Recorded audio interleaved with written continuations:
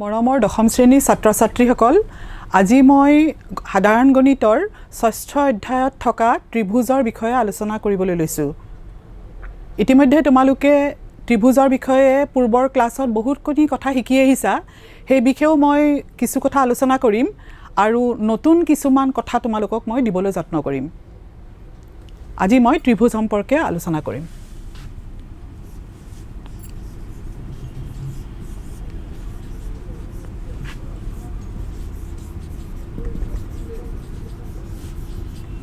ত্ৰিভুজ বুলি কওঁতে তোমালোকে গম পাইছা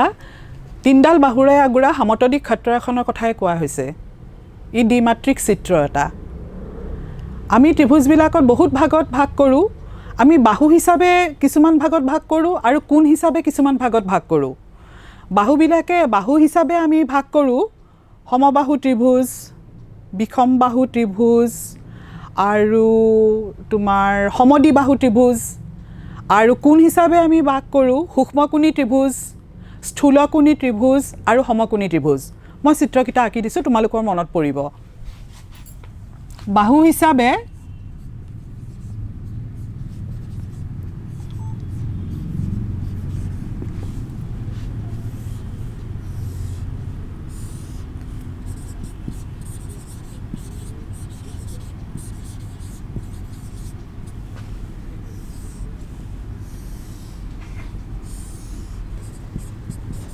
আৰু কোণ হিচাপে আমি ভাগ কৰিব পাৰোঁ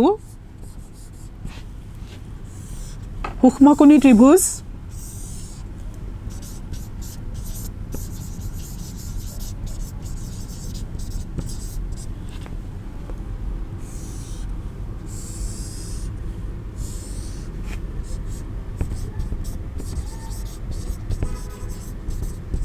সমকোণী ত্ৰিভুজ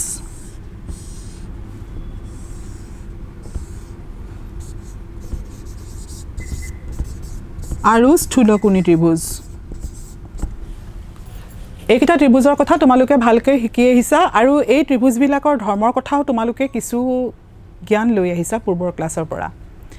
তাৰ ভিতৰতে মই আৰু দুটামান কথা তোমালোকক ত্ৰিভুজৰ পুনৰ আলোচনা কৰিব বিচাৰিছোঁ। সেইকেইটা হৈছেগৈ কি তোমালোকে এটা ত্ৰিভুজৰ উচ্চতা বা উন্নতি বুলি ক'লে ভালদৰে বুজি পোৱা। কাৰণ মই এতিয়া যিটো কথা ক'বলৈ লৈছোঁ সেইটো কথা মই তোমালোকক সোঁৱৰাবলৈ লৈছোঁ এইটো কথাৰ কাৰণে, কাৰণ এই অধ্যায়তে আমি আগলৈ তাৰ প্ৰয়োগ কৰিব লাগিব। ধৰা মই কৈছোঁ তোমালোকক ত্ৰিভুজটোৰ উচ্চতাৰ কথা। এতিয়া ত্ৰিভুজটোৰ উচ্চতা বুলি ক'লে ত্ৰিভুজৰ উচ্চতা বুলি ক'লে আমি কি বুজোঁ? আমি সূক্ষ্মকোণী ত্ৰিভুজ এটাত শীৰ্ষৰ পৰা ভূমিলৈ টনা লম্বডালকে আমি ত্ৰিভুজটোৰ উচ্চতা বুলি কওঁ। আৰু সমকোণী ত্ৰিভুজৰ বেলিকা কি হ'ব? সমকোণী ত্ৰিভুজৰ বেলিকা উচ্চতাটো সমকোণৰ এডাল বাহুৱেই উচ্চতা হৈ যায়। আৰু স্থূলকোণী ত্ৰিভুজৰ ক্ষেত্ৰত আকৌ কি হ'ব? উচ্চতাটো আমি যেতিয়া লম্ব টানিম তেতিয়া ভূমি চুই নাপায়, গতিকে চুই নাপায় কাৰণে আমি ভূমিক বৰ্ধিত কৰিব লাগিব, তেতিয়া এইডাল উচ্চতা হ'ব। এইটো আমি পিছৰ উপপাদ্যত এই অধ্যায়ত আমি ব্যৱহাৰ কৰিব লাগিব। সেইকাৰণে এই পূৰ্বৰ জ্ঞানখিনি অলপ আলোচনা কৰিছোঁ। আৰু এটা কথা তোমালোকক মই ক'বলৈ লৈছোঁ, সেইটো হৈছে ত্ৰিভুজৰ কালিৰ সূত্ৰ এটা। তোমালোকে ত্ৰিভুজৰ কালিৰ সূত্ৰ জানা, এইখিনি পূৰ্বৰ কথা, তথাপিতো মই তোমালোকক মনত পেলাইছোঁ। ত্ৰিভুজৰ কালি সমান হাফ ইনটু ভূমি ইনটু উচ্চতা। ভূমি ইনটু উচ্চতা। ইয়াতে এই ত্ৰিভুজটোৰ এইডাল ভূমি, এই ত্ৰিভুজটোৰ এইডাল ভূমি আৰু এই ত্ৰিভুজটোৰ এইটো অংশ ভূমি বেছ। আৰু সাধাৰণতে সেইকাৰণে আমি ভূমিক স্মল বিৰে সূচিত কৰোঁ। এইখিনি হৈছে পূৰ্বৰ কথা। আৰু তোমালোকে ক্লাছ 9ত নৱম শ্ৰেণীত তোমালোকে দুটা ত্ৰিভুজৰ সৰ্বসমতাৰ বিষয়ে পঢ়ি আহিছা ভালকৈ। দুটা ত্ৰিভুজৰ সৰ্বসমতাৰ বিষয়ে পঢ়োঁতে তোমালোকে কিছুমান চিকাৰ্য শিকিলা। যেনে ধৰা বাহু বাহু বাহু চিকাৰ্য, বাহু কোণ চিকাৰ্য, কোণ বাহু কোণ চিকাৰ্য, কোণ কোণ বাহু চিকাৰ্য, সমকোণ অতিভুজ বাহু চিকাৰ্য। তোমালোকে এইকেইটা নৱম শ্ৰেণীতে শিকি আহিছা। এতিয়া দুটা ত্ৰিভুজ সৰ্বসম বুলি ক'বলৈ ল'লে ত্ৰিভুজ দুটাৰ আকৃতি আৰু আকাৰ একে একে হয় দুটা ত্ৰিভুজ সৰ্বসম হ'ব যদিহে ত্ৰিভুজ দুটাৰ আকৃতি আৰু আকাৰ সমান সমান হয় আকৃতি আৰু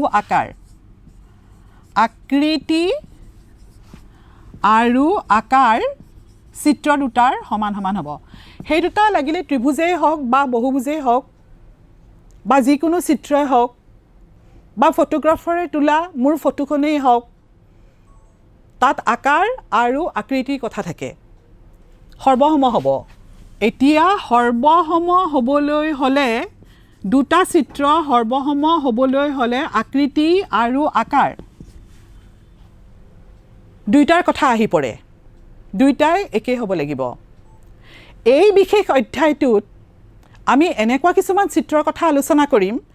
যিবিলাক চিত্ৰৰ আকৃতিটো একে হ'ব কিন্তু আকাৰটো বেলেগ হ'লেও কোনো আপত্তি নাই ধৰা এই যে মই অলপ আগতে ক'লোঁ যে ফটোগ্ৰাফাৰে তোলা ফটো দুখনৰ কথা ক'লোঁ ফটো এখন সেই ফটোখনৰে আকৌ কেতিয়াবা আকৌ এটা ষ্টাম্প সাইজ কৰে কেতিয়াবা আকৌ পাছপোৰ্ট সাইজ কৰে কেতিয়াবা আকৌ পোষ্ট কাৰ্ড সাইজ কৰে তেতিয়ালে হিহঁতৰ কথাটো দেখা হয় যে হিহঁতৰ আকৃতিটো একেই কিন্তু হিহঁতৰ আকাৰবোৰ বেলেগ বেলেগ গতিকে এইবাৰ আজি আমি এই অধ্যায়ত আমি ত্ৰিভুজৰ সাদৃশ্যতাৰ ওপৰতহে আমি আলোচনা কৰিম ত্ৰিভুজৰ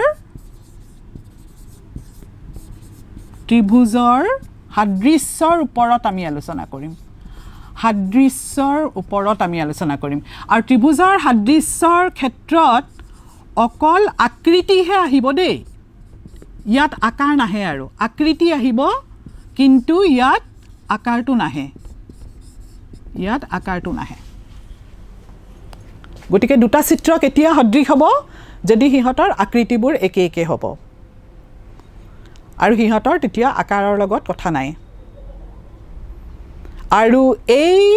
ধৰ্মটো এই ত্ৰিভুজৰ সাদৃশ্যৰ কথাটো আমি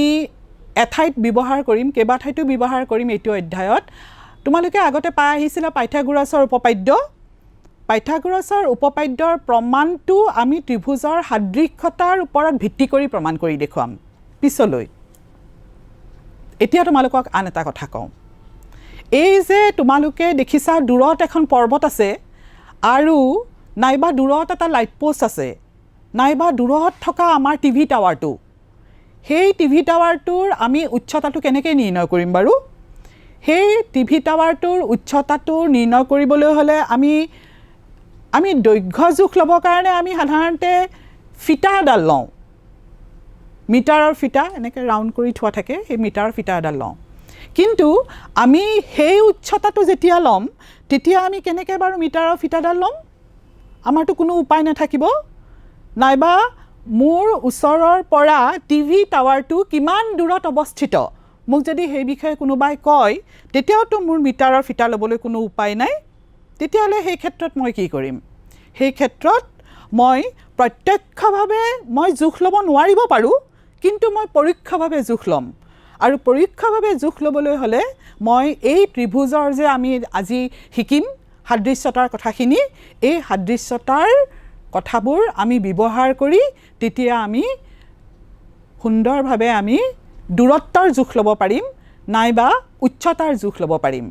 বোধ কৰোঁ হিমালয় পৰ্বতটো কিমান ওখ নাইবা কাঞ্চনজংঘা কিমান ওখত অৱস্থিত সেইবোৰো বোধ কৰোঁ এই ধৰণেৰে জোখ মাখ লোৱা হৈছিল কাৰণ ফিটা মাৰি জোখ লোৱাটো বৰ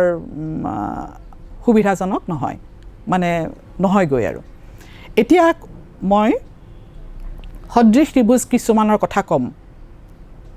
এতিয়া সদৃশ ত্ৰিভুজ বুলি ক'বলৈ হ'লে আগতে মই তোমালোকক সদৃশ চিত্ৰবিলাকৰ কথা ইতিমধ্যে কৈছোৱেই য'ত আকৃতিৰ প্ৰয়োজন আছে কিন্তু আকাৰৰ প্ৰয়োজন নাই এতিয়া মই তোমালোকক কওঁ তোমালোকে বৃত্ত আঁকিব চবেই জানা বৃত্ত এটা আঁকিবৰ কাৰণে আমি এডাল কম্পাছ ব্যৱহাৰ কৰোঁ আমি এটা নিৰ্দিষ্ট ব্যাসাৰ্ধ লওঁ আৰু সেই ব্যাসাৰ্ধ মতে আমি এটা বৃত্ত আঁকো মই 5 সেণ্টিমিটাৰ ব্যাসাৰ্ধ লৈ পেলাই এটা বৃত্ত আঁকিলোঁ আকৌ এটা 5 সেন্টিমিটাৰ ব্যাসাৰ্ধ লৈ পেলাই মই আৰু এটা বৃত্ত আঁকিলোঁ আকৌ এটা 5 সেন্টিমিটাৰ ব্যাসাৰ্ধ লৈ মই আৰু এটা বৃত্ত আঁকিলোঁ এই গোটেইকেইটা বৃত্তই সৰ্বসম আকৃতি আকাৰ দুয়োটা একে গতিকে সৰ্বসম কিন্তু এতিয়া যদি মই এটা 5 সেন্টিমিটাৰ ব্যাসাৰ্ধ লৈ পেলাই এটা বৃত্ত আঁকো 3 সেন্টিমিটাৰ ব্যাসাৰ্ধ লৈ যদি এটা বৃত্ত আঁকো আকৌ 2 সেন্টিমিটাৰ ব্যাসাৰ্ধ লৈ পেলাই যদি এটা বৃত্ত আঁকো তেতিয়াহ'লে তোমালোকে অনুমান কৰিব পাৰিছা আৰু তোমালোকে নিজেও তোমালোকৰ বহিত আঁকি চাবা দেখিবা যে বৃত্তকেইটাৰ আকৃতিবোৰ একে একে হৈছে কিন্তু ইহঁতৰ আকাৰবোৰ বেলেগ বেলেগ হৈছে ঠিক তেনেকৈ আমি যদি বহিত বৰ্গ কিছুমান আঁকো তেতিয়াহ'লে তোমালোকে বৰ্গবিলাকৰ কথাটোতো জানাই তোমালোকে চাৰিডাল বাহুৰে আগুৰা সমতল ক্ষেত্ৰ আটাইকেইডাল বাহু পৰস্পৰ সমান প্ৰতিটো কোণ 90 ডিগ্ৰী গতিকে তুমি যদি 8 সেন্টিমিটাৰ বাহু বিশিষ্ট এটা বৰ্গ আঁকা আকৌ এটা 8 সেন্টিমিটাৰ বাহু বিশিষ্ট বৰ্গ আঁকা তেতিয়াহ'লে সেই দুটা বৰ্গক্ষেত্ৰ সৰ্বসম হ'ব কিন্তু আমি যদি 8 সেন্টিমিটাৰ বাহু বিশিষ্ট যদি আমি এটা বৰ্গ আঁকো আৰু 6 সেন্টিমিটাৰ বাহু বিশিষ্ট যদি এটা বৰ্গ আঁকো তেতিয়াহ'লে সেই দুটা ইটোৰ ওপৰত সিটো যদি আমি থৈ দিওঁ সম্পূৰ্ণৰূপে মিলি নাযাব তাৰ মানে সৰ্বসম নহয় কিন্তু ইহঁতৰ আকৃতি একে কিন্তু ইহঁতৰ আকাৰ বেলেগ বেলেগ তেতিয়া আমি সেই দুটা চিত্ৰক আমি কি বুলি ক'ম সদৃশ চিত্ৰ বুলি ক'ম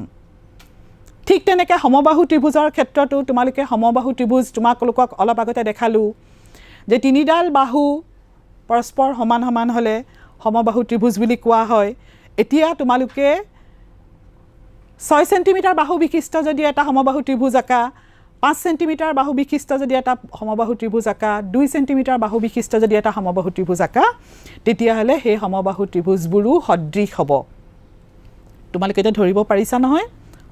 সদৃশ ত্ৰিভুজবিলাকৰ কথা নাইবা সদৃশ চিত্ৰবিলাকৰ কথা যিকোনো চিত্ৰ সদৃশ হ'ব যদিহে মই আকৌ ৰিপিট কৰিছোঁ সদৃশ হ'ব যদিহে আকৃতি একে হয় কিন্তু আকাৰবোৰ বেলেগ বেলেগ হয় যদি আকৃতি আৰু আকাৰ দুয়োটাই সমান সমান হৈ যায় তেতিয়াহ'লে সিহঁতে সৰ্বসম হ'ব এতিয়া সৰ্বসম আৰু সদৃশৰ মাজৰ পাৰ্থক্যটো তোমালোকে নিশ্চয় খুব ভালকৈ অনুভৱ কৰিব পাৰিছা বাৰু অলপ আগতে মই এটা কথা কৈছিলোঁ যে ফটোগ্ৰাফাৰ এজনে মোৰ ফটো এখন ল'লে সেই ফটোখন তেওঁ মোক 3টা সাইজত দিলে এটা তেওঁ কি কৰিলে ষ্টাম্প সাইজ সেই যে আজিকালি কাৰ্ডবিলাকত যে লাগে ষ্টাম্প সাইজ আৰু এটা হৈছে পাছপোৰ্ট সাইজ আৰু এটা হৈছে পোষ্ট কাৰ্ড সাইজ সেইকেইটাও সদৃশ কাৰণ এইটো ইখন ফটোৰ ওপৰত সিখন ফটো থৈ দিলেতো সম্পূৰ্ণৰূপে মিলি নাযাব গতিকে সেইকেইখনো সদৃশ চিত্ৰ তাজমহলৰ চিত্ৰ এটা কোনোবাই আঁকি মানে ফটো এখন লৈ আহিব পাৰে সেই ফটোখনতো দেখা যাব যদি ফটোবিলাকৰ সাইজ সৰু ডাঙৰ হয় যদি একেটা এংগলৰ পৰাই যদি একেটা কোণৰ পৰাই যদি ফটোবোৰ তোলে তেতিয়াহ'লে সেইবিলাকো সদৃশ হ'ব আৰু সদৃশ হোৱাৰ পিছত কিন্তু সিহঁত সৰ্বসম নহ'ব এইখিনি মই তোমালোকক সদৃশৰ কথা ক'লোঁ এতিয়া মই ত্ৰিভুজৰ সাদৃশ্যৰ কথা ক'ম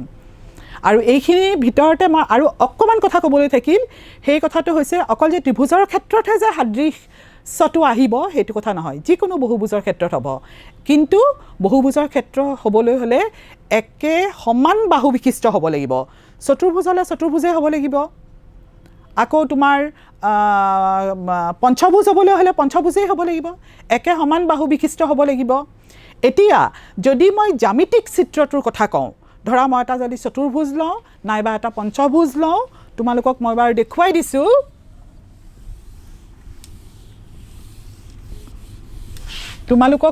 দেখুৱাই দিছোঁ যে এইটো এটা চতুৰ্ভুজ এইটো এটা চতুৰ্ভুজ এইটো এটা চতুৰ্ভুজ আকৌ ঠিক তেনেকৈ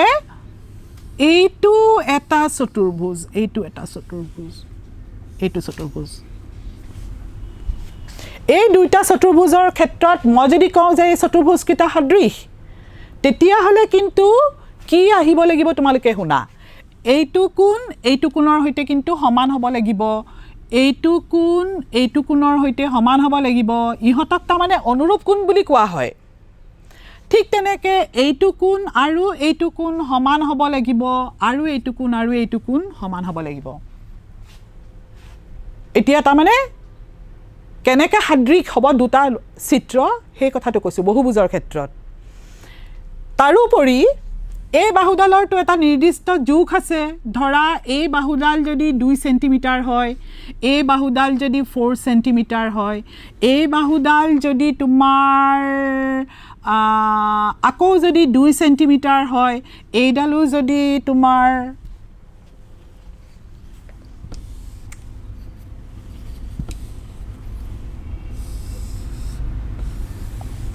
4 সেন্টিমিটাৰ হয় এইডাল যদি 3 সেন্টিমিটাৰ হয় এইডাল যদি 6 সেন্টিমিটাৰ হয় এইডাল যদি 3.5 সেন্টিমিটাৰ হয় এইডাল যদি 7 সেন্টিমিটাৰ হয় তেতিয়াহ'লে এই চিত্ৰ দুটা সদৃশ হ'ব কিহৰ কাৰণে সদৃশ হ'ব ইয়াত দুটা শৰ্ত সিদ্ধ হৈ আছে এইটো কোণ আৰু এইটো কোণ পৰস্পৰ সমান হৈছে মই কৈছোই তোমালোকক এইটো কোণ আৰু এইটো কোণ পৰস্পৰ সমান হৈছে মই এতিয়া সম্পূৰ্ণ জোখমাককেইটা লিখি দিয়া নাই বাৰু আৰু এই বাহুডালৰ লগত এইডাল বাহুৰ যিটো অনুপাত তাৰ মানে 2/4 এই বাহুডালৰ লগত এইডাল বাহুৰ যিটো অনুপাত 2/4 এইডালৰ লগত এইটো যিটো অনুপাত 3/6 আৰু এইডালৰ লগত এইটো যিটো অনুপাত 3.5 ডিভাইডেড বাই 7 7 মানে 7.0 এই গোটেই বিলাকৰ মানটো 1/2 1/2 1/2 আৰু 1/2 1/2 গতিকে দেখা গৈছে যে ইহঁতৰ অনুৰূপ কোণবোৰ পৰস্পৰ সমান সমান বহুভুজ দুটাৰ আৰু ইহঁতৰ অনুৰূপ বাহুবোৰ সমান অনুপাতত আছে অৰ্থাৎ সমানুপাতিক তোমালোকে সেই বিষয়ে তোমালোকক ক'বলৈ আছে তোমালোকে বোধ কৰোঁ কোনোবা এটা আগৰ ক্লাছত পাই আহিছা খুব ভালকৈ সমানুপাতৰ কথা সমানুপাতৰ বিষয়ে তোমালোকে পঢ়ি আহিছিলা এতিয়া তোমালোকৰ ইয়াতে আমাৰ যেতিয়া আমি ত্ৰিভুজৰ আৰু অকমান আগবাঢ়িম মইতো তোমালোকক কৈছোঁ যে তোমালোকৰ জনা কথাবোৰো আলোচনা কৰি থাকিম নজনা কথাবিলাকো নতুনকৈ শিকাম নতুনকৈ কোৱা কথাবিলাক তোমালোকে ভালকৈ মনোযোগ দি তোমালোকে সন্মুখত পেন পেন্সিল ৰাবাৰ কম্পাছ বহি লগত লৈ ল'বা আৰু সেইমতে তোমালোকে কৰি গৈ থাকিবা আৰু এই ক্ষেত্ৰত দেখা যায় এই দুটা বহুভুজ সদৃশ বহুভুজৰ ক্ষেত্ৰত তাৰমানে দুটা কণ্ডিশ্যন দুটা শৰ্ত এটা হ'লগৈ অনুৰূপ কোণবোৰ পৰস্পৰ সমান সমান হ'বই লাগিব আৰু এটা হ'বগৈ অনুৰূপ বাহুবোৰ সমান অনুপাতত থাকিব লাগিব অৰ্থাৎ সমানুপাতিক হ'ব লাগিব তাৰপিছত চোৱা এতিয়া মই আন দুটা চিত্ৰ দিওঁ আন দুটা চিত্ৰত এটা চিত্ৰ হ'লগৈ তোমাৰ বৰ্গ আৰু এটা চিত্ৰ হ'লগৈ এইয়া এটা চিত্ৰ হ'লগৈ তোমাৰ আয়ত তোমালোকে জানা যে বৰ্গত প্ৰতিটো কোণ 90 ডিগ্ৰী আৰু আয়ততো প্ৰতিটো কোণ 90 ডিগ্ৰী আয়ততো প্ৰতিটো কোণ 90 ডিগ্ৰী খুব ভালকৈ জানা তোমালোকে এইবিলাক তোমালোকৰ পূৰ্বৰ জ্ঞান ভালকৈ আছে এতিয়া কথাটো হ'ল ইয়াৰ অনুৰূপ এইটো ইয়াৰ অনুৰূপ এইটো ইয়াৰ অনুৰূপ এইটো আৰু এইটোৰ অনুৰূপ কোণবোৰ দেখোন পৰস্পৰ সমান সমান হৈ আছে এতিয়া এইডাল যদি 2 সেন্টিমিটাৰ হয় এইডাল যদি 2 সেন্টিমিটাৰ হয় তেতিয়াহ'লে এইডাল আৰু এইডাল অনুৰূপ বাহু ইয়াৰ অনুপাতটো দেখোন 1 হ'ব আৰু এই বাহুডালো যদি 2 সেন্টিমিটাৰ হয় কাৰণ বৰ্গৰটো আটাইবোৰ বাহু পৰস্পৰ সমান সমান আৰু এইডাল যদি 4 সেন্টিমিটাৰ হয় তেতিয়াহ'লে কি হ'ব তোমাৰ 2/4 অনুৰূপ বাহু আমি অনুপাত উলিয়ালো আৰু অনুপাত উলিয়াই পেলাই আমি দেখিলোঁ যে 1/2 আধা এতিয়া কথাটো হ'ল এই যে 1 আৰু 1/2 পৰস্পৰ সমান সমানটো নহ'ল গতিকে এই বিশেষ দুটা চিত্ৰত আমি দেখালোঁ যে অনুৰূপ কোণবোৰ কেতিয়াবা পৰস্পৰ সমান সমান হ'বও পাৰে কিন্তু অনুৰূপ বাহুবোৰ সমান অনুপাতত নাথাকিবও পাৰে আৰু যদি অনুৰূপ বাহুবোৰ যদি সমান অনুপাতত নাথাকে যিকোনো এটা শৰ্ত যদি সিদ্ধ নহয় তেতিয়াহ'লে সেই দুটা চিত্ৰক আমি সদৃশ চিত্ৰ বুলি ক'ব নোৱাৰোঁ আকৌ এটা চিত্ৰ চোৱা সেই চিত্ৰটো হৈছে চোৱা এইবাৰ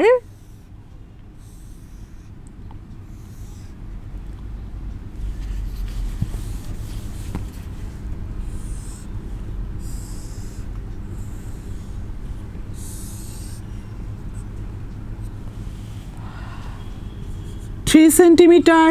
3 সেণ্টিমিটাৰ মই সঠিক জোখ লোৱা নাই বাৰু 3 সেণ্টিমিটাৰ আৰু যেনিবা এইটো 3 সেণ্টিমিটাৰ আৰু ঠিক তেনেকৈ মই এটা ধৰা বৰ্গ আঁকিলোঁ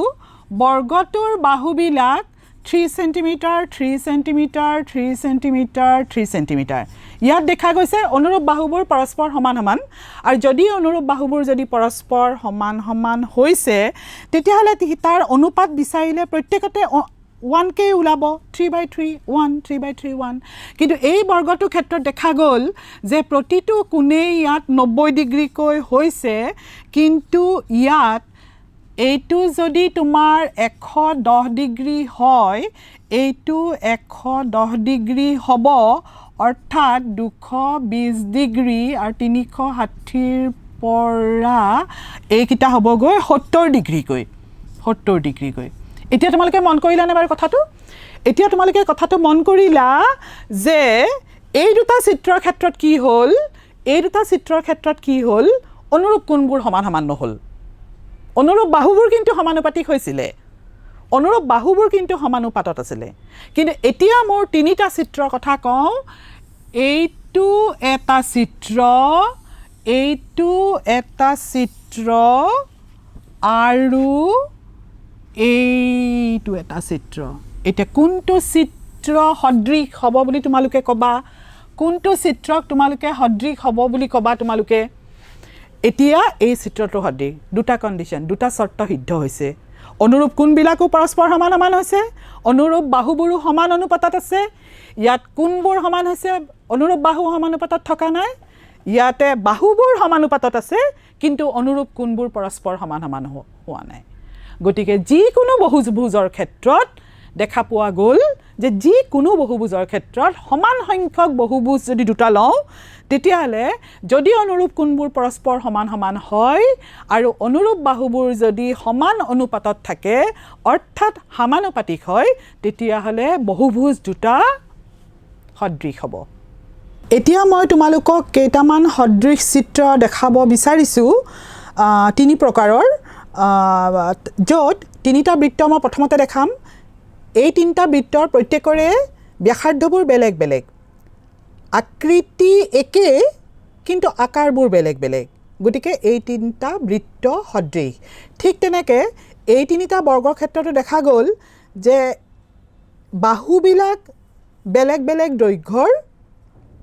আকৃতি একে কিন্তু আকাৰ বেলেগ আৰু এই তিনিটা সমবাহু ত্ৰিভুজৰ ক্ষেত্ৰতো একেই দেখা গ'ল আকৃতিবোৰ একেই হৈছে সমবাহু ত্ৰিভুজ গতিকে তিনিওটা চিত্ৰই সদৃশ চিত্ৰ তোমালোকে সদৃশ চিত্ৰৰ বিষয়ে নিশ্চয় খুব ভালকৈ বুজি পাইছা এতিয়া মই ত্ৰিভুজৰ সদৃশতাৰ ওপৰত কিছু কথা ক'বলৈ ওলাইছোঁ মই বহুভুজৰ কথাটো ক'লোঁ এতিয়া বহুভুজ ত্ৰিভুজো যিহেতু এটা বহুভুজ ই বোলে আটাইতকৈ এটা সৰল বহুভুজ গতিকে ত্ৰিভুজো যিহেতু বহুভুজৰ ক্ষেত্ৰত যি দুটা চৰ্ত সিদ্ধ হয় ত্ৰিভুজৰ ক্ষেত্ৰতো একে দুটা চৰ্ত সিদ্ধ হ'ব এতিয়া সেই চৰ্তকেইটা বাৰু মই তোমালোকক লিখি দেখুৱাইছোঁ চোৱা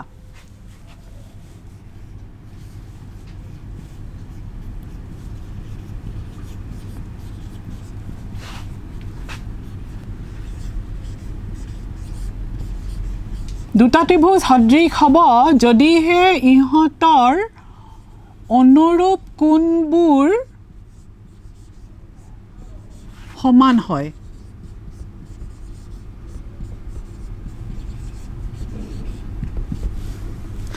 আৰু দ্বিতীয় চৰ্ত ইহঁতৰ অনুৰূপ বাহুবোৰ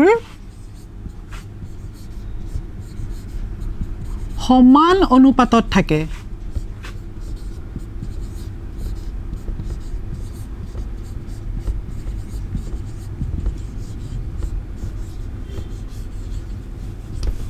এই দুটা চৰ্ত সিদ্ধ হ'ব লাগিব দুটা ত্ৰিভুজ সদৃশ হ'বলৈ হ'লে এতিয়া তোমালোকক এটা কথা কৈছোঁ চোৱা ABC এটা ত্ৰিভুজ আৰু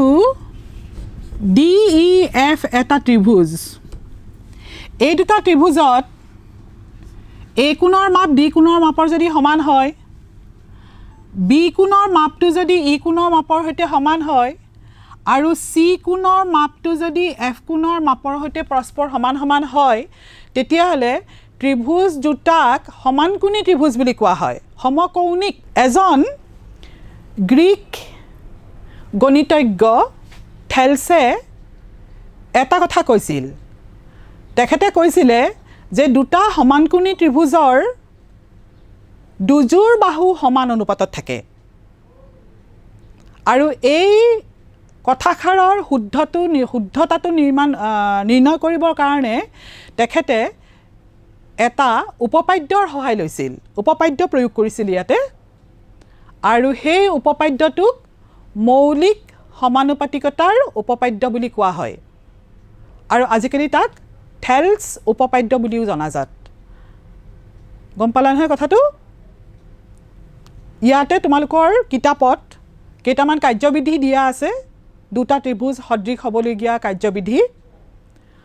মই তোমালোকক কাগজ কাটি পেলাই দেখুৱাম এতিয়া তোমালোকৰ যিবোৰ আস্তনা বহি আছে সেই আস্তনা বহিবিলাকত আঁচবিলাকৰ ওপৰত ভূমি পৰাকৈ তোমালোকে বেলেগ ঠাইৰ পৰা তিনিটা ত্ৰিভুজ তোমালোকে কাটি পেলাই লৈ আহিবা তোমালোকে এটা সমকোণী ত্ৰিভুজ কাটিবা তোমালোকে এটা সমবাহু ত্ৰিভুজ কাটিবা এটা তোমালোকে সূক্ষ্মকোণী ত্ৰিভুজ এটা কাটিব পাৰা আনি পেলাই তোমালোকে আস্তনা বহিবিলাকৰ ওপৰত দি দিবাচোন দিয়াত তোমালোকে দেখিবা যে যেতিয়া ভূমিবিলাক মিলাই লোৱা হ'ল তেতিয়া ত্ৰিভুজটোৰ আঁচবিলাকৰ লগে লগে তোমালোকে যদি সমান্তৰালকৈ যদি তোমালোকে ঠিক এই ধৰণে যদি তোমালোকে আস্তনা বহিৰ লগত মিলাই দিব পাৰা তেতিয়াহ'লে সেই আঁচবিলাকৰ লগত তোমাৰ ত্ৰিভুজটো ঠিক এই ধৰণেৰে কৰি পেলাব পাৰা আঁচবিলাকৰ লগত মিলাই পেলাই তোমালোকে আঁচবিলাক কৰি ল'ব পাৰা তেতিয়াহ'লে চোৱা সেই তোমাৰ বহিত থকা আঁচবিলাক আকৌ গোটেইবিলাক সমান্তৰাল হয়নে নহয় বাৰু তোমালোকে সমান্তৰাল সৰলৰেখাৰ বিষয়ে কি জানা বাৰু তোমালোকেতো সমান্তৰাল সৰলৰেখাৰ বিষয়ে তোমালোকে মইতো কৈছোঁৱে আগৰ কথা আলোচনা কৰিম বুলি তোমালোকে জানা যে দুডাল বা তাতোধিক সৰলৰেখা যদি একে সমতলত থাকে আৰু ইহঁতক আগুৱাই নিলেও যদি কেতিয়াও ক'তো লগ নালাগে তেতিয়াহ'লে সেই ৰেখাবিলাকক সমান্তৰাল সৰলৰেখা বুলি কোৱা হয় আৰু তোমালোকৰ বহিবিলাকত যিবিলাক আঁচ আছে সেইবিলাকতো আগুৱাই নিওঁতে কেতিয়াও ক'তো লগ লগা নাই গতিকে সেইবিলাক সমান্তৰাল গতিকে তোমাৰ এই যে চিত্ৰটো তুমি সমান্তৰাল তোমালোকৰ পেজটোৰ ওপৰত থওঁতে তোমালোকে যে সমান্তৰালবিলাক আঁকিলা তেতিয়া দেখিলা যে এই বিশেষ চিত্ৰটোত তোমালোকে দেখিলা যে এইফাললৈ দেখিছানে দুটা ভাগ আছে সমান ভাগ আৰু এইফাললৈ তোমালোকে দেখিলা যে 1 2 3 4টা ভাগ আছে আৰু ইয়াতো তোমালোকে দেখিলা যে ইয়াতে দুটা ভাগ আছে আৰু ইয়াতো 4টা ভাগ আছে গতিকে এইফালে দুটা ভাগ ইয়াত 4টা ভাগ গতিকে এইফালৰ অনুপাতটো হ'বগৈ 4/2 আৰু এইফালৰ অনুপাতটো 4/2 গতিকে এনেকৈ তোমালোকে যি ত্ৰিভুজেই নাআঁকা কিয় লাগিলে সি বিষমবাহুৱেই হওক লাগিলে সমবাহুৱেই হওক নহ'লে বা সমদ্বিবাহু ত্ৰিভুজেই হওক কিন্তু তোমালোকে দেখিবা যে তাতে এই ত্ৰিভুজবিলাকৰ দুডাল বাহু সমান অনুপাতত বিভক্ত হয় গতিকে দেখিলানে এইফালেও সমান অনুপাতত বিভক্ত হয় আৰু এইফালেও সমান অনুপাতত বিভক্ত হৈছে মই কাগজ কাটি আনিছোঁ তোমালোকে সেইটো চাই ল'বা আৰু তোমালোকে নিজেও তোমালোকে ঘৰত কাগজ কাটি পেলাই চাবা খুব ভাল লাগিব তোমালোকে কেৱল মাত্ৰ যে দুভাগেই ল'ব লাগিব নাইবা তিনিভাগেই লাগিব তেনেকুৱা কোনো কথা নাই তোমালোকে 5 ভাগ 7 ভাগো ল'ব পাৰা ত্ৰিভুজটো ডাঙৰ আৰু সৰু অনুসৰি তোমালোকে চাবা এতিয়া এই কথাখিনিকে আমি যেতিয়া প্ৰমাণ কৰিব লাগিব উপপাদ্য হিচাপে প্ৰমাণ কৰিব লাগিব এতিয়া মই তোমালোকক সেই উপপাদ্যটোৰ কথা ক'ম কি উপপাদ্য সেই উপপাদ্যটো হৈছে মৌলিক সমানুপাতিকতা উপপাদ্য থেলছ নামৰ গণিতজ্ঞজনে যিটো কথা কৈছিল আৰু তেখেতে এই উপপাদ্যটোৰ সহায়ত দুটা সমানকোণী ত্ৰিভুজৰ দুটা বাহুৰ অনুৰূপ বাহুৰ অনুপাতবোৰ পৰস্পৰ সমান সমান বুলি যে তেখেতে কৈছিলে সেই সত্যটো যে উদ্ভাৱন কৰিছিলে যিটো উপপাদ্যৰ সহায়ত প্ৰমাণ কৰিছিলে সেই উপপাদ্যটোৰ বিষয়ে আমি এতিয়া আলোচনা কৰিম এতিয়া মই বৰ্ডখন মোহাৰি দিওঁ গতিকে বৰ্ডখন মোহাৰি মই এতিয়া তোমালোকক সেই উপপাদ্যটো ক'ম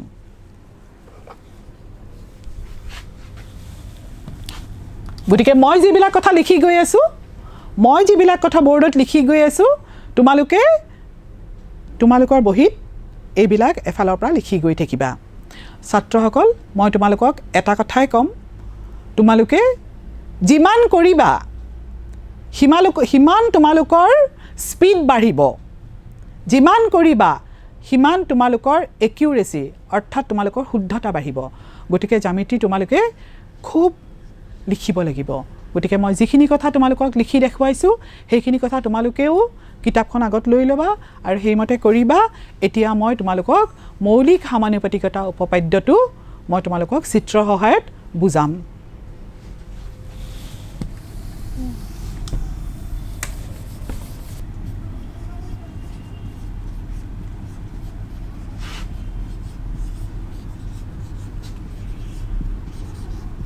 যদি এডাল ৰেখা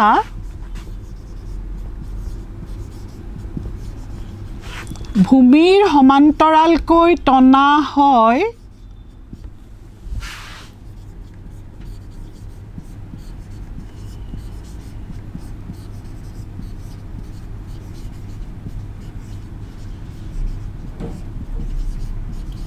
তেন্তে এই ৰেখাডালে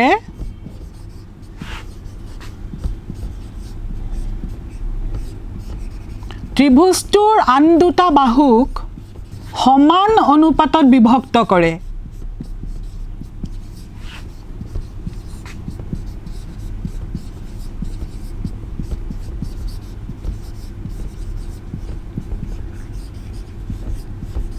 এইখিনি কথা থেলছে কৈছিলে আৰু ই মৌলিক সমানুপাতিকতা উপপাদ্য বুলি জনাজাত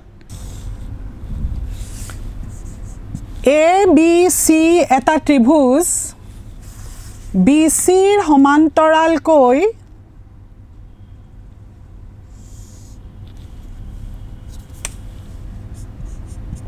ই এফ ৰেখা টনা হৈছে কেনেকৈ টনা হৈছে সমান্তৰালকে টনা হৈছে এ বি সি এটা ত্ৰিভুজ বি সিৰ সমান্তৰালকৈ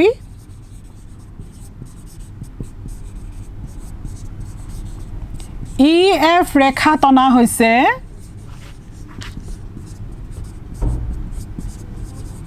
গতিকে কি হ'ব কি প্ৰমাণ কৰিব লাগিব আমি এতিয়া আমি প্ৰমাণ কৰিব লাগিব যে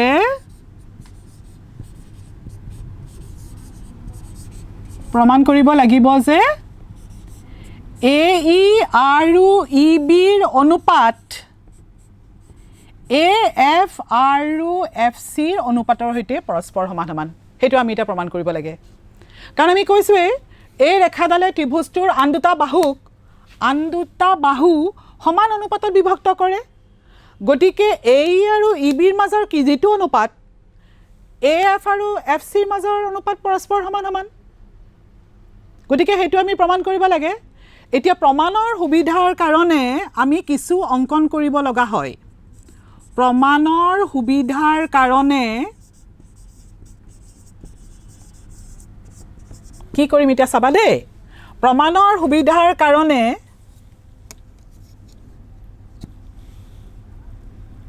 FB সংযোগ কৰিলো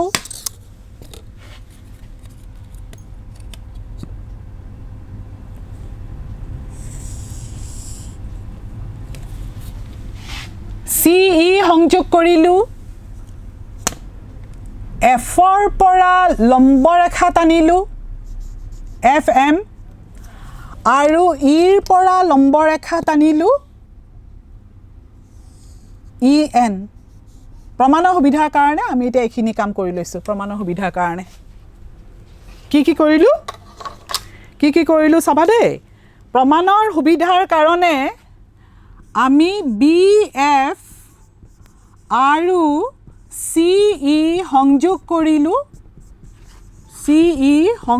কৰিলো আৰু কি কৰিলো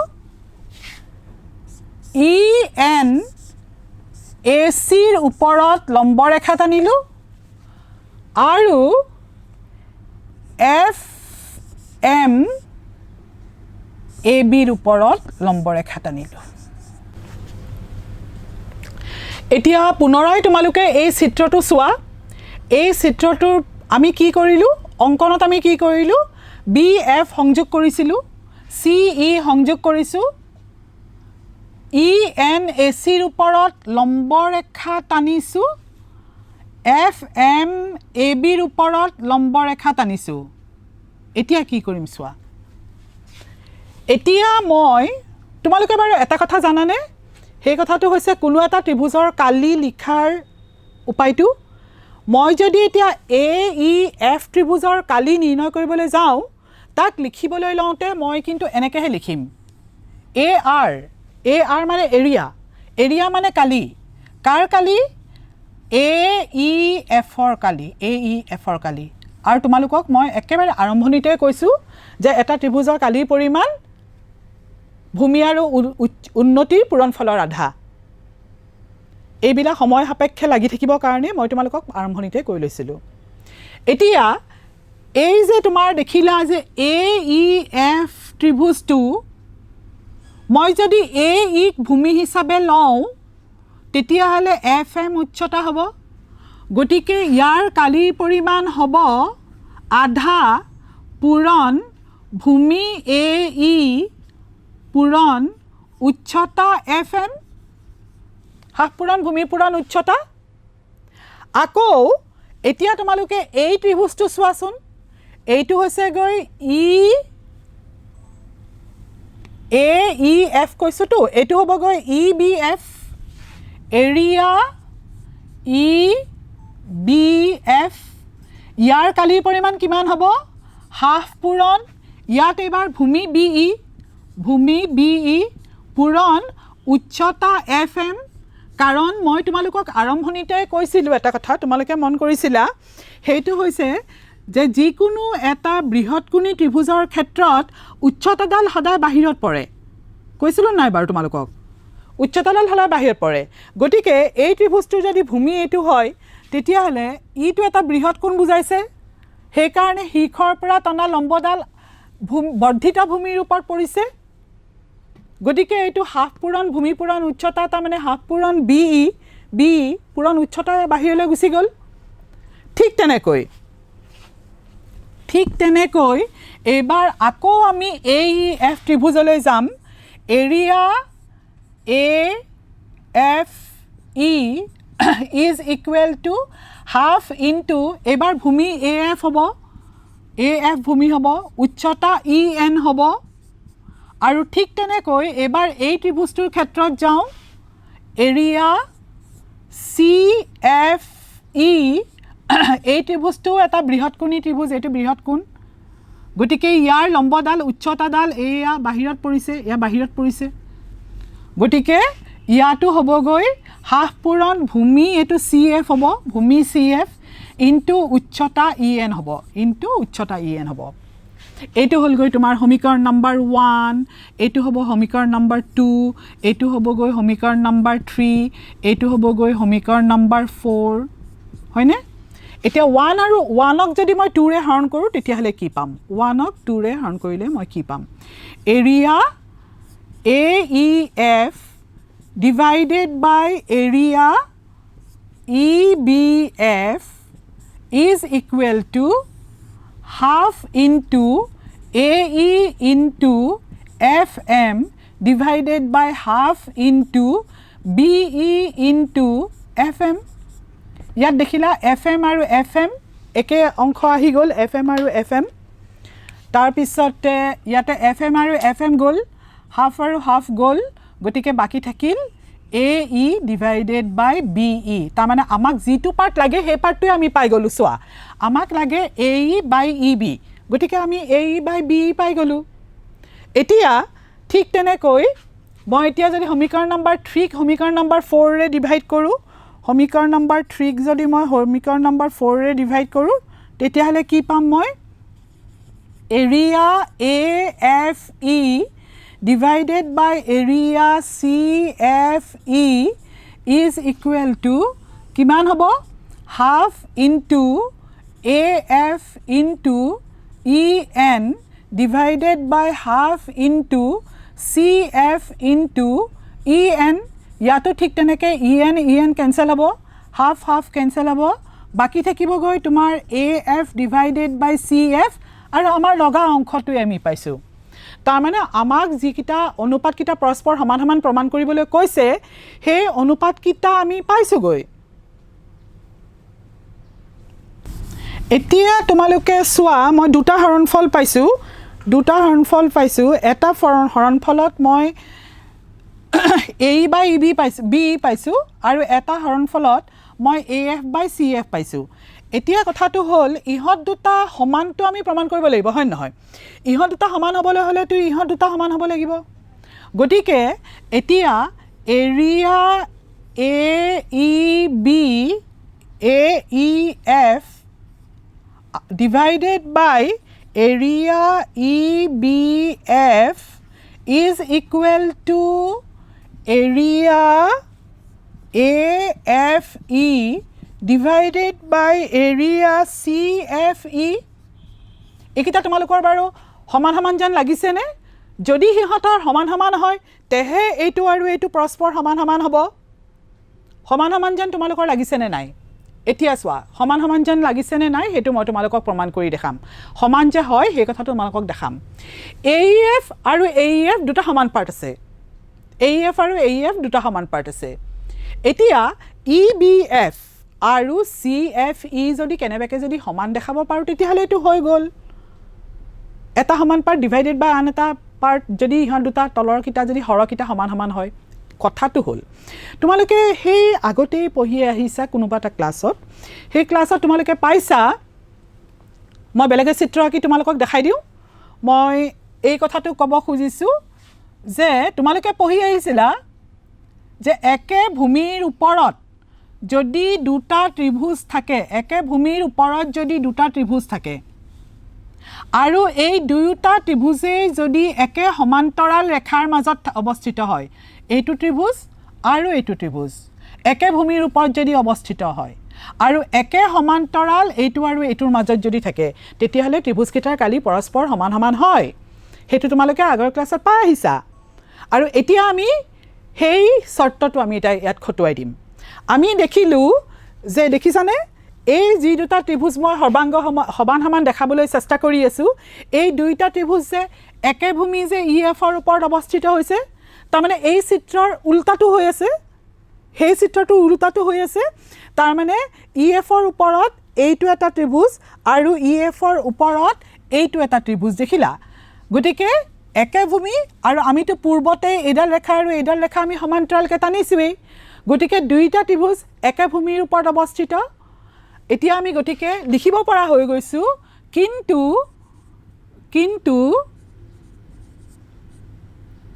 দেখা যায় ত্ৰিভুজ EBF আৰু ত্ৰিভুজ CFE একে ভূমি EF ৰ ওপৰত অৱস্থিত কাৰ ওপৰত অৱস্থিত EF ৰ ওপৰত অৱস্থিত আৰু দুয়োটা ত্ৰিভুজেই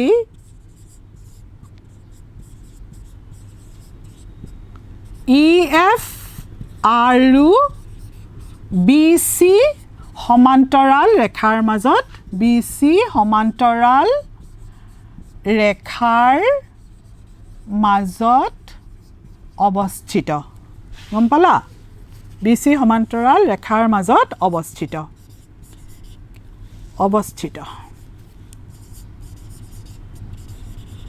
গতিকে চোৱা কি হল কথাটো EBF আৰু CFE ত্ৰিভুজ দুটা একে ভূমি EF ৰ ওপৰত অৱস্থিত একে সমান্তৰাল EF আৰু BC ৰেখাৰ মাজত অৱস্থিত গতিকে এৰিয়া EBF এটাকে area EBF is equal to area CFE গম পালা গতিকে এটা কি হল গতিকে আমি যে এখিনি পাই থৈছিলো সেইখিনিত আমি লিখিম যে এটাকে AE by BE is equal to AF by CF কিয় কাৰণ এইটো সমান এইটো হ'ল যে এইটো আৰু এইটো যে পৰস্পৰ সমান সমান হ'ল গতিকে এইটো আৰু এইটো পৰস্পৰ সমান সমান হৈ গ'ল গতিকে আমি প্ৰমাণ কৰি দেখুৱাই দিলোঁ কি প্ৰমাণ কৰি দেখাই দিলোঁ যে এটা ত্ৰিভুজৰ ভূমিৰ সমান্তৰালকৈ টনা ৰেখাডালে ত্ৰিভুজটোৰ আন বাহু দুটাক সমান অনুপাতত বিভক্ত কৰে তোমালোকে নিশ্চয় থেলছৰ উপপাদ্যটো ভালকৈ শিকিলা এতিয়া থেলছৰ উপপাদ্যৰ বিপৰীত কথাটোনো কি হ'ব পাৰে থেলছে ক'লে যে কোনো এটা ত্ৰিভুজত এটা বাহুৰ সমান্তৰালকৈ এডাল যদি ৰেখা টনা হয় তেতিয়াহ'লে সেই ৰেখাডালে আন বাহু দুটাক সমান অনুপাতত বিভক্ত কৰে মই যদি এটা কথাটো লুটিয়াই কওঁ যদি এটা ত্ৰিভুজত মই এডাল ৰেখা এনেধৰণে টানো যাতে দুটা বাহুক সমান অনুপাতত বিভক্ত কৰে তেতিয়াহ'লে সেই ৰেখাডাল থাৰ্ড বাহুডালৰ তৃতীয় বাহুডালৰ সমান্তৰাল হ'ব মই যদি তেনেকৈ কওঁ থেলছে তেনেকৈয়ে কৈছিলে তেখেতে এইটো আমাৰ 2 নম্বৰ উপপাদ্য হ'ব ত্ৰিভুজৰ পাঠত এইটো আমাৰ 2 নম্বৰ উপপাদ্য হ'ব থেলছৰ উপপাদ্যটো 1 নম্বৰ উপপাদ্য আছিলে এতিয়া 2 নম্বৰ উপপাদ্যত কৈছে কোনো এটা ত্ৰিভুজত এডাল বাহু যদি এডাল বাহু নকওঁ ৰেখাই কওঁ এডাল ৰেখা যদি এনেদৰে টনা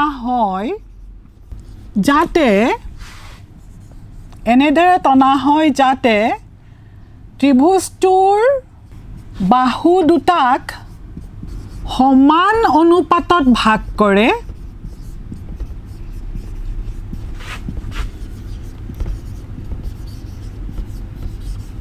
তেন্তে সেই ৰেখাডাল তৃতীয় বাহুৰ সমান্তৰাল হ'ব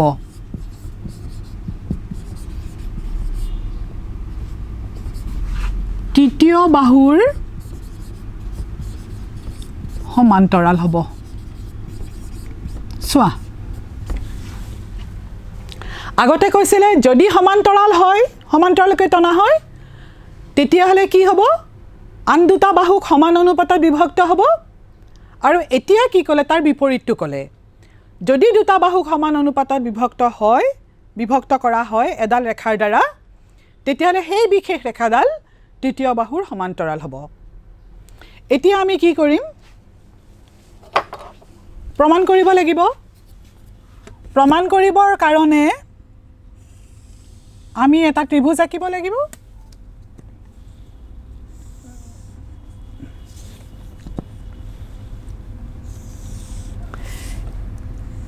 ত্ৰিভুজটোৰ নাম হ'লগৈ ABC ত্ৰিভুজ ABC ত্ৰিভুজৰ দুটা বাহু কটা যোৱাকৈ আমি এডাল হৰলেখা টানিলোঁ ই D আৰু F বিন্দুত কাটিছে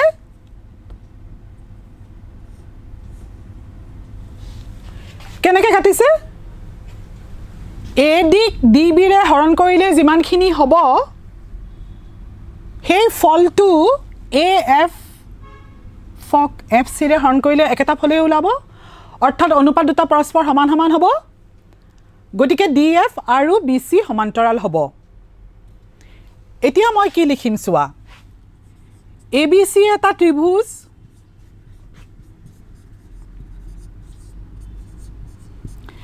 DF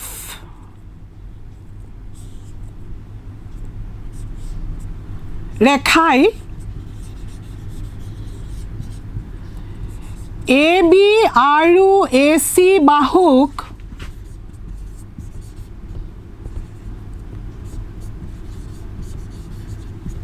এনেদৰে কাটিছে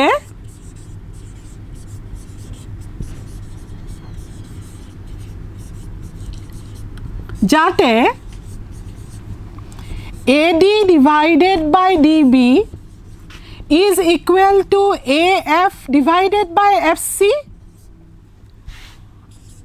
তেনেকৈ কাটিছে আৰু আমি এতিয়া প্ৰমাণ কৰিব লাগে যে DF সমান্তৰাল BC.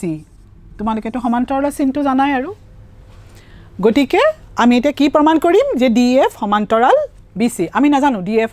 আৰু BC সমান্তৰাল হয় নে নহয়, কাৰণ সেইটো আমাক চৰ্তটো দিয়া নাই. আমাক কৈছে যে this by this is equal to this by this, সেইবুলি আমাক কৈছে. প্ৰমাণৰ সুবিধাৰ কাৰণে আমি এতিয়া কিছু অংশ আঁকি ল'ব লাগিব. প্ৰমাণৰ সুবিধাৰ কাৰণে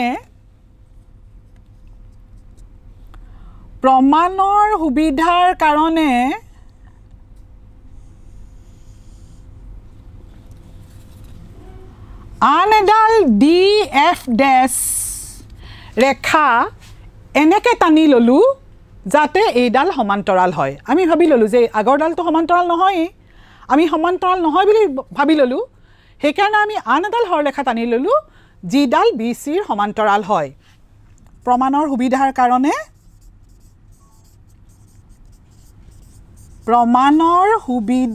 কাৰণে এডাল ৰেখা DF ডেছ টনা হ'ল যাতে DF ডেছ BCৰ সমান্তৰাল হয়. এনেকৈ টানি ল'লোঁ. আমি ভাবি ল'লোঁ যে আগৰডালটো সমান্তৰাল নহ'লেই, গতিকে DF ডেছডালে সমান্তৰাল হওক. তাৰপিছত কি হ'ব এতিয়া চোৱা,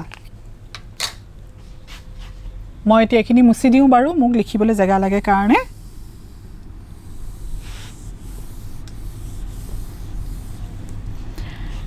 যিহেতু DF ডেছ BCৰ সমান্তৰাল, তেনেকৈতো আমি আঁকিছোঁ. গতিকে কি হ'ব, গতিকে AD divided by DB is equal to AF dash divided by F dash C.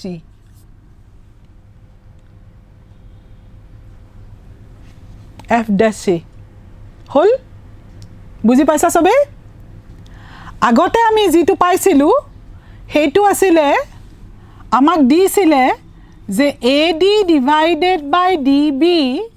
is equal to AF divided by FC. এইটো আছিলে ইকুৱেশ্যন নম্বৰ 1 আৰু এইটো হ'ল গৈ ইকুৱেশ্যন নম্বৰ 2. এতিয়া ইকুৱেশ্যন নম্বৰ 1 আৰু ইকুৱেশ্যন নম্বৰ 2 তুলনা কৰি চোৱা. ইকুৱেশ্যন নম্বৰ 1 আৰু ইকুৱেশ্যন নম্বৰ 2 তুলনা কৰিলে 1 আৰু 2 তুলনা কৰি আমি পাওঁ 1 আৰু 2 তুলনা কৰি আমি কি পাওঁ? ইয়াতো AD by DB, ইয়াতো AD by DB. গতিকে এইটোত যদি এইটোৰ সমান হয়, এইটোত যদি এইটো সমান হয়, তেতিয়াহ'লে AF divided by FC is equal to AF dash divided by F dash C. গম পালানে কথাটো? আমাক চুক্তিমতে দিয়া আছিলে AD by DB is equal to AF by FC আৰু আমি DF dash ডাল এনেকুৱাকৈ আঁকি ল'লোঁ, এইডালহে যেনিবা সমান্তৰাল হয় সেই হিচাপত আঁকি ল'লোঁ. আৰু যিহেতু আমি তাক সমান্তৰাল বুলি আঁকিছোঁ, গতিকে সেই চৰ্তমতে থেলছৰ থিয়ৰেম মতে মৌলিক সমানুপাতিকতা উপপাদ্য মতে AD by DB is equal to AF dash by F dash C হ'ব উপপাদ্য মতে. গতিকে এইটো আছিলে সমীকৰণ নম্বৰ 1, এইটো হ'ল গৈ সমীকৰণ নম্বৰ 2. আমি সমীকৰণ নম্বৰ 1 আৰু 2 তুলনা কৰি আমি পালোঁ যে AF divided by FC is equal to AF dash divided by F dash C. তাৰপিছত চোৱা এতিয়া তোমালোকক এতিয়া মই আৰু অকণমান মই পিছলৈ উভতি যাব লাগিব. তোমালোকে এটা কথা পাইছিলা আগৰ ক্লাছত যে A by B আৰু যদি c/d দুটা অনুপাত যদি পৰস্পৰ সমান সমান হয় তেতিয়াহ'লে a/b লগত 1 যোগ কৰিলে আৰু c/d লগত 1 যোগ কৰিলেও ইয়াৰ মান পৰস্পৰ সমান সমান থাকে আৰু তাক যোগক্ৰিয়া বুলি কোৱা হয় সেই কথাটো আমি এতিয়া ইয়াত খটুৱাম ইয়াত খটুৱাই পেলাই আমি দুই পক্ষৰ লগত আমি এতিয়া 1 যোগ কৰিম চাবা কেনেকৈ 1 যোগ কৰিম af divided by fc plus 1 is equal to af dash divided by f dash c plus 1 গতিকে কি হ'ব এটো fc লখাগু লোৱা fc লখাগু ললে af plus fc হ'ব আৰু তাৰ পিছত কি হ'ব f dash c af dash plus f dash c হ'ব হয়নে বাৰু আমি 1 আৰু 2 তুলনা কৰি পেলাই আমি এইখিনি পালো এতিয়া এইখিনিত বামপক্ষ আৰু সোঁপক্ষৰ লগত আমি 1 যোগ কৰিলো যোগক্ৰিয়া কৰি পেলাই আমি এইখিনি পালো এতিয়া তোমালোকে চোৱা যে af plus fc ৰ অৰ্থটো কি af plus fc মানে হৈছে গৈ ac divided by fc is equal to af dash plus f dash c মানে কি ac divided by f dash c এতিয়া কি দেখিলা তোমালোকে এতিয়া দেখোন ac by fc আৰু ac by f dash c দেখোন পৰস্পৰ সমান সমান তাৰ মানে কি ac to ac সমান c to একেটাই বিন্দু তেতিয়াহ'লে তাৰ মানে f আৰু f dash একেটাই বিন্দু অৰ্থাৎ আমি যিডাল আঁকিছিলো সমান্তৰাল বুলি হি আসলতে f dash বিন্দুটো আৰু f বিন্দুটো প্ৰ্যাকটিক্যালি একেটাই বিন্দু আমাক এই সমীকৰণটোৱে আমাক দেখুৱাই দিলে এটাকে দেখা গ'ল f আৰু f dash একেটাই বিন্দু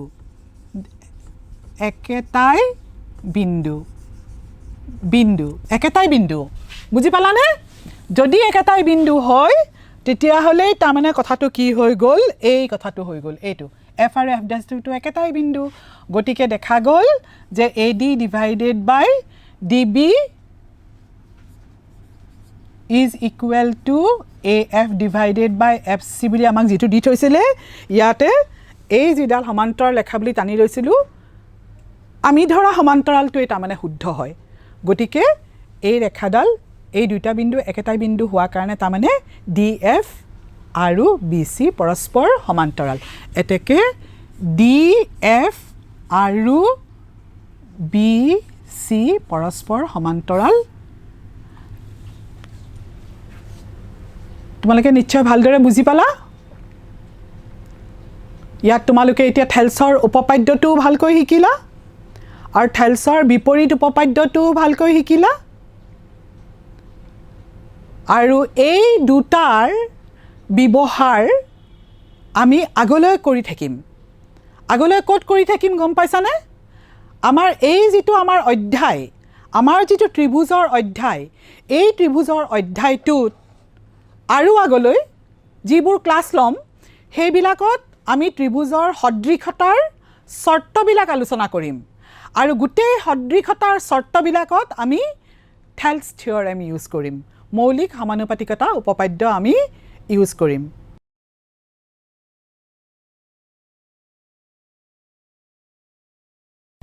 আজিৰ ক্লাছত তোমালোকে কি কথা শিকিলা ত্ৰিভুজৰ সাদৃশ্যৰ কথা শিকিলা প্ৰথমে তোমালোকে বহুভুজৰ সাদৃশ্যৰ কথা পাইছিলা আৰু তাৰ পিছত আমি কি কৰিলো মৌলিক সমানুপাতিকতা উপপাদ্যৰ বিষয়ে পঢ়িলো যাক আমি উপপাদ্য 1 বুলি কৈছো আৰু তাৰ বিপৰীত উপপাদ্যটো উপপাদ্য 2 থেলছৰ উপপাদ্যৰ বিপৰীত উপপাদ্য আৰু এই দুটা আমি আগলৈ ব্যৱহাৰ কৰিম ইয়াৰ পৰৱৰ্তী ক্লাছত আমি ত্ৰিভুজৰ সদৃশতাৰ যিবোৰ শৰ্ত আছে তিনিটা শৰ্ত আছে সেই তিনিটা শৰ্ত তিনিটা উপপাদ্য হিচাপে আমি তোমালোকক বুজাম আৰু তাত আমি এই হৈ যোৱা উপপাদ্যটোৰ ব্যৱহাৰ কৰিম আজিলৈ ক্লাছ ইমানতে সমাপ্ত কৰিলোঁ।